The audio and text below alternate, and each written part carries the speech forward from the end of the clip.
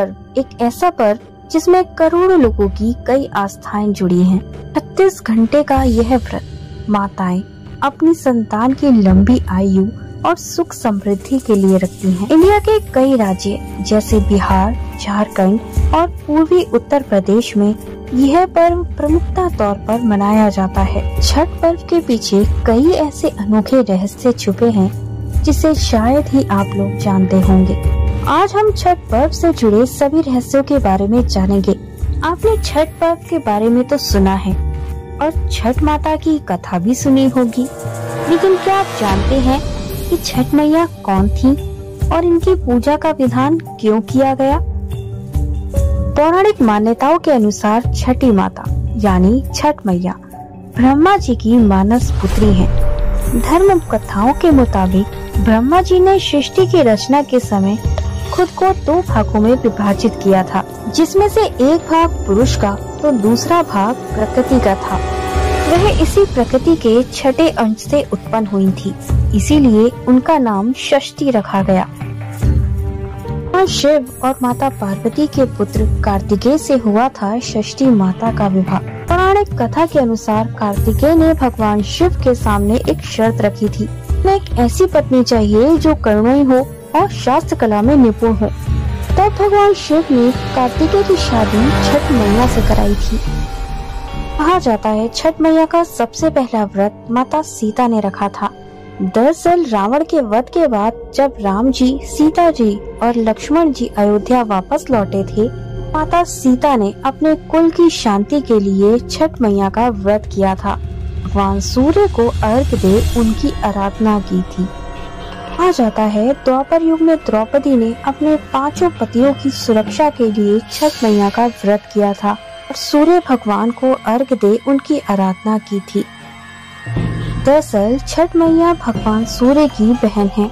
जैसे कि अभी हमने आपको बताया, माता सीता और द्रौपदी ने भी छठ मैया के व्रत में भगवान सूर्य की आराधना की थी। इसलिए छठ मैया के इस व्रत में भगवान सूर्य देव की आराधना की जाती है। धर्म ग्रंथों के अनुसार छठी माता का वाहन बिल्ली है। हिंदू धर्म में वैसे तो बिल्ली को अशुभ जानवर माना जाता है, लेकिन छठ पर्व पर बिल्ली को भोजन अवश्य कराना चाहिए। इसीलिए छठ पर्व पर बिल्ली को दूध पिलाया जाता है। पौराणिक कथा के अनुसार एक राजा थे जिनका नाम था प्रियव्रत। वे बहुत दुखी रहते थे क्योंकि उन्हें कोई संतान नहीं थी। उन्होंने महर्षि कश्यप को जब अपनी समस्या बताई, तब महर्षि कश्यप ने उन्हें पुत्रोष्टि यज्ञ करने की सलाह दी। यज्ञ के दौरान आहुति के लिए बनाई गई खीर रानी मालिनी को खाने को दी गई। खीर खाने के पश्चात रानी गर्भवती हुई और उन्होंने एक पुत्र को जन्म दिया, लेकिन दुर्भाग्य से बच्चा मृत पैदा हुआ। राजा प्रियव्रत पुत्र के शव को देखकर बड़े ही दुखी हुए। दुख में डूबकर उन्होंने अपने प्राण को त्यागने का निर्णय किया। ऐसे ही वे अपने प्राण त्यागने वाले थे, तभी ब्रह्मा जी की मानस पुत्री देवी षष्ठी प्रकट हुई। देवी ने राजा से कहा, मैं सृष्टि के मूल प्रवृत्ति के छठे अंश से उत्पन्न हुई हूँ, इसीलिए मेरा नाम षष्ठी है। तुम मेरी पूजा करो और व्रत रखो। छठी मैया के कहने पर राजा ने छठ मैया का व्रत और पूजा बड़े ही श्रद्धा से करा, जिसके फलस्वरूप छठ मैया के आशीर्वाद से राजा को उसका पुत्र वापस मिल गया। तभी से सभी महिलाएं अपनी संतान की दीर्घ आयु और सुख समृद्धि के लिए ये व्रत रखती हैं। यह व्रत कार्तिक मास के शुक्ल पक्ष की षष्ठी तिथि को रखा जाता है। यह व्रत 4 दिनों तक चलता है। तो शुरू करते हैं छठ मैया की कहानी। एक बार एक बुढ़िया अम्मा अपने बेटी, बहू और पोते के साथ रहती थी। बूढ़ी अम्मा के घर में किसी भी चीज की कोई कमी नहीं थी। वह छठ माता की परम भक्त थी।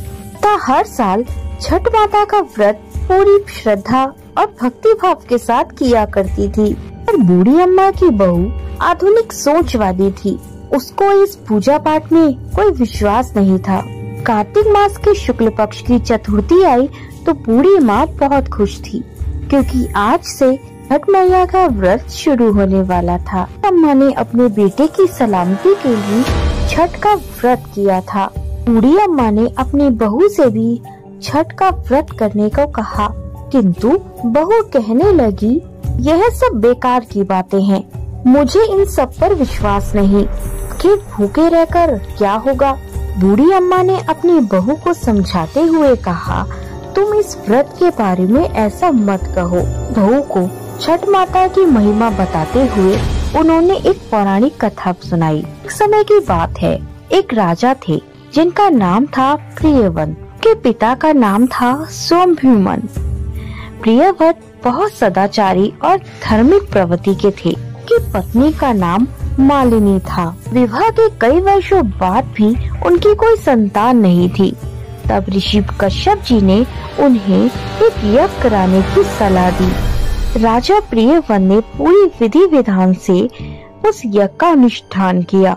रिश्ता यज्ञ के प्रभाव से प्रियव्रत की पत्नी ने स्वर्ण के समान प्रभावशाली एक सुंदर पुत्र को जन्म दिया, परंतु वह पुत्र मरा हुआ पैदा हुआ। यह देखकर राजा प्रियव्रत बहुत दुखी हुए। राजा प्रियव्रत उस मृत बालक को लेकर शमशान गए। उस एकांत भूमि में पुत्र को छाती से चिपकाकर रोने लगे। तभी उन्हें वहां एक दिव्य विमान दिखाई दिया। शुद्ध स्टफिंग के समान चमकने वाला वह विमान अमूल्य रत्नों से जड़ा था। उस विमान पर बैठी हुई मन को मुग्ध करने वाली एक परम सुंदरी देवी को राजा प्रियव्रत ने देखा। यह सामने विराजमान देखकर राजा ने बालक को भूमि पर रख दिया और बड़े आदर से उनकी पूजा और स्तुति की। का शांत विग्रह ग्रीष्मकालीन सूर्य के समान चमचमा रहा था। उन्हें प्रसन्न देखकर राजा ने उनसे पूछा, हे देवी, तुम कौन हो? राजा प्रियव्रत की बात सुनकर देवी उनसे कहने लगी, हे राजन, भगवती मूल प्रकृति के छठ अंश से प्रकट हुई देवी षष्ठी हूँ और इस संसार में छठ माता के नाम से प्रसिद्ध हूँ। प्रकार कहकर छठ माता ने उस बालक को उठा लिया और अपने प्रभाव से उसे पुनर्जीवित कर दिया। राजा ने देखा तो स्वर्ण के समान प्रभाव वाला वह बालक हंस रहा था।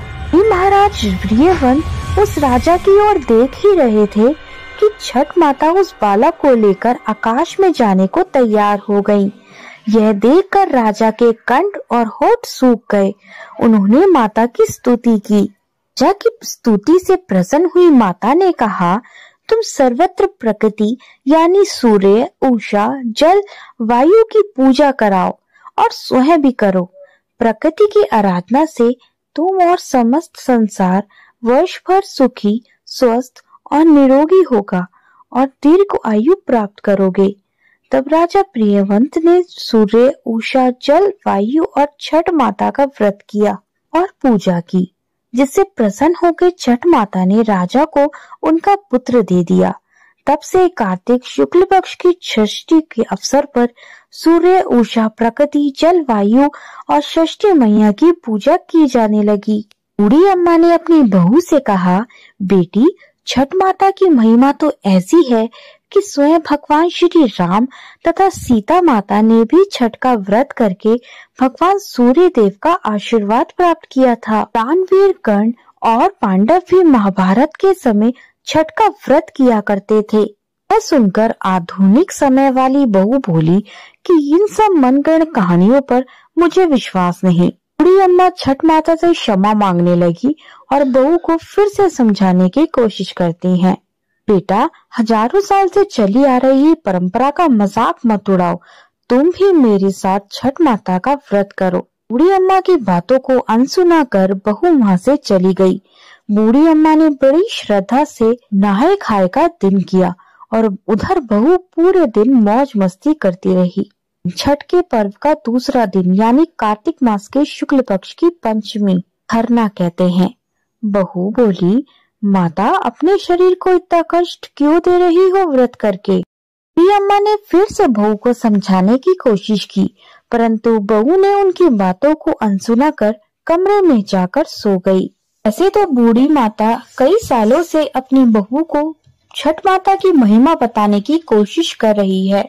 हर साल उनकी बहू उनकी बात को अनसुना कर देती थी, परंतु इस बार ना जाने क्यों अम्मा का मन घबरा रहा था। अम्मा बोली, माँ, ये बच्ची नादान है, यह आपकी महिमा को नहीं जानती, ते क्षमा करना। अगले दिन कार्तिक मास की शक्ति क्षीण। सब लोग पूजा की तैयारी में व्यस्त थे, परंतु बहू कमरे में सो रही थी। देर से सोकर उठी और उठकर बहू ने जब अपने बच्चे को उठाने की कोशिश की कि बेटे ने उसे कोई जवाब नहीं दिया। यह देखकर वह बहुत घबरा गई और भागी भागी अपनी सास और पति के पास गई और उन्हें यही सब बताया। कर बूढ़ी सास और पति दौड़े दौड़े कमरे में आए और उन्होंने बच्चे को जगाने की बहुत कोशिश की, किंतु वह नहीं जागा। वह तीनों बच्चे को लेकर अस्पताल पहुँचे। डॉक्टर ने बच्चे की जांच की और देखा बच्चे की सांसें रुकी हुई है। डॉक्टर यह देखकर हैरान रह गया। इतना छोटा बालक जो बिल्कुल स्वस्थ था, ऐसा कैसे जा सकता है? परंतु प्रकृति का नियम और विधि का विधान कहकर डॉक्टर ने अपने हाथ